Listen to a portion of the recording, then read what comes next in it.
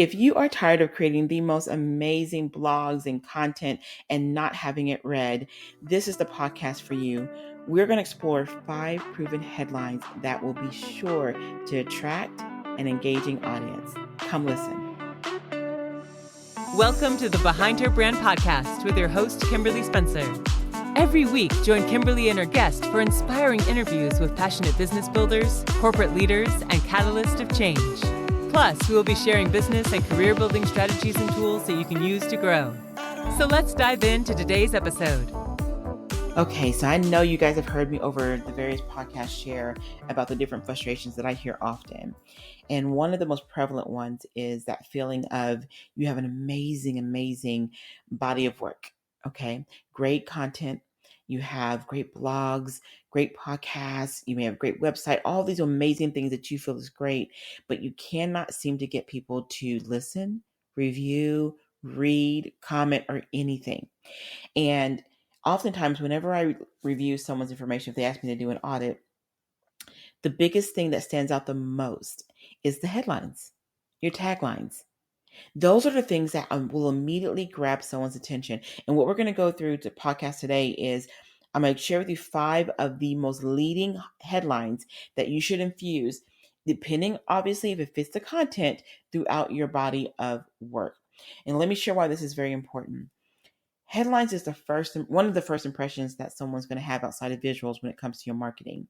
Think about yourself when you're going through Facebook, if you're going through news online, or if you're looking at TV and they throw out this big, impactful, shocking, engaging, interactive, whatever it might be, headline, it causes you either to pause and say, oh, I want to see what this is about.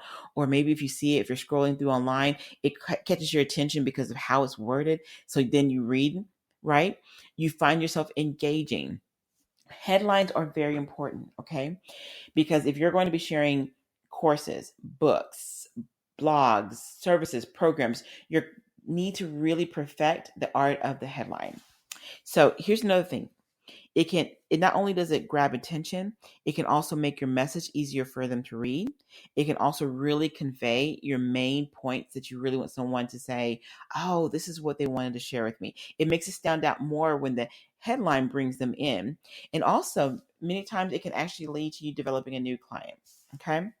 So let's look at some of the top 5 headlines that I think are the most prevalent.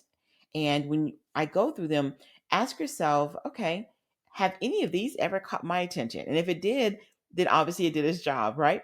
All right. So the first one is the question. Here's an example. Are you worried about your financial future? How you pose that question, whatever question it might be in your area of expertise, think about your audience. Think about the content that they want to read. A question headline automatically gets your readers involved in your message because they answer it in their minds. Many people will read further into your letter, your ad, or website copy just to find out what answer or solution you're providing. And again, make sure the question focuses on the reader's interest, but not yours. Here's an example that I would not do. Do you know what new product we've created this year? Here's the thing. No one cares but you. I know that sounds kind of harsh, but if you ask, hey, do you know what we created?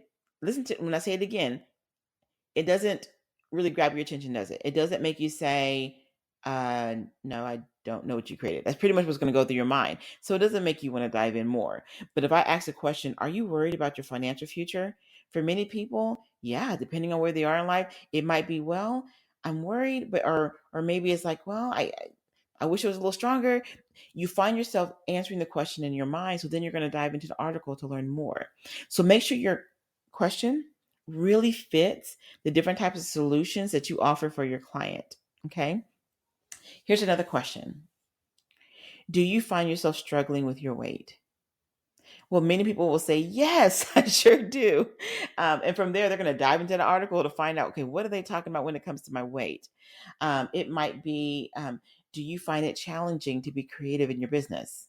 I know I get that question a million times. Like, Kim, how can I infuse some more freshness to my business? So if I did a blog on that, someone or people who are struggling with that area is definitely going to be like, yes, I struggle with that. Okay, let me see what this article is about so I can learn more. So you get my gist here. The question has to be very specific to your audience. Okay. The next one is the how-tos. Okay, here's an example: how to get thinner thighs in 30 days, right? How to create 30 meals off of three ingredients. Like, excuse me, messaging like that will make you pause. Because if you want to learn something, if you're into creating engaging content, interactive content, how to's is great for someone that wants to really dig in. Okay.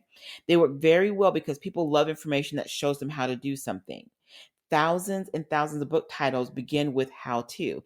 If you don't believe me, go on Amazon, just type in how to, and you'll see how many books just come up, because people love to consume information. People love shortcuts. People love to dive in. People love information. So think of what you're offering, think of the benefits of what you're offering, and then start creating how to headlines. Okay. And if you say, well, Kim, I don't know if my content really fits that or if my audience really gravitates to the how to's, not a problem. All these headlines may not fit everybody's audience.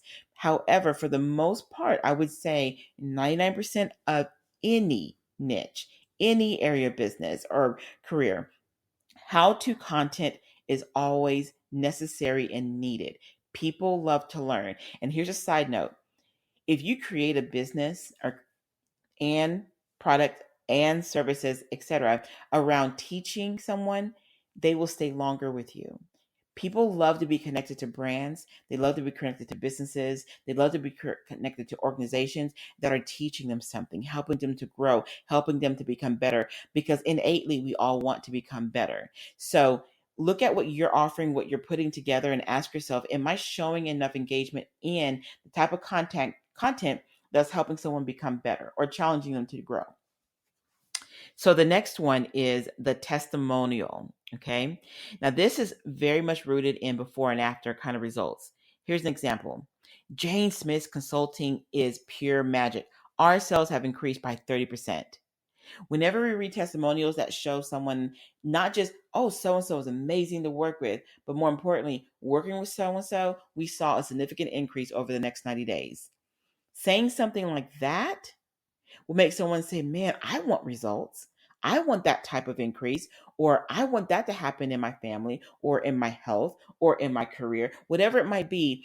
People find themselves attached to testimonials because they want to believe beyond anything that if I sign up with this program, or if I participate in this event, or if I attend this, or if I go there, whatever it might be, I'm going to get results. So when they see testimonials that give factual information or give precise information, it makes them more engaged. Okay. So this works really well with your current clientele base, people that have done the work with you, people that have worked with you. This is powerful. Okay. Their recommendations can go a long way in showing people what your services can do. Okay. Now, let me give you a little tip. Whenever you're putting testimonials and things on your promotional materials, your website, or whatever it might be, include their full names. Even include their websites if you're able to. I know in some capacities you can't put everyone's full information, maybe because security reasons or privacy reasons or what have you. But testimonials are more believable when someone can actually see their full name and reach out to them. Like, for example, in a lot of our content, we put everyone's website, we put their full name, because sometimes somebody might read a testimonial and say, you know what, I love what she said about working with Kim. Let me reach out to her so I can learn a little bit more. And I've had that happen 1,000,001 times. Because here's the thing: the minute they talk to someone and that person's able to share their experience, oftentimes you can gain a new clientele out of that. And all this starts with a headline. People read and they want to feel like this is going to be a good investment of their time and their money. Okay. Now, the next headline is the command. Okay. This is for those who want to cut to the chase. Boost your business today. Start today. Like, more choppier, more precise, more to the point kind of headlines can also work very well. You can turn your most important benefit, one of the most important things or solutions that you offer, into a commanding headline such as make more time for your family, look younger instantly, get 7 new clients this month. Okay.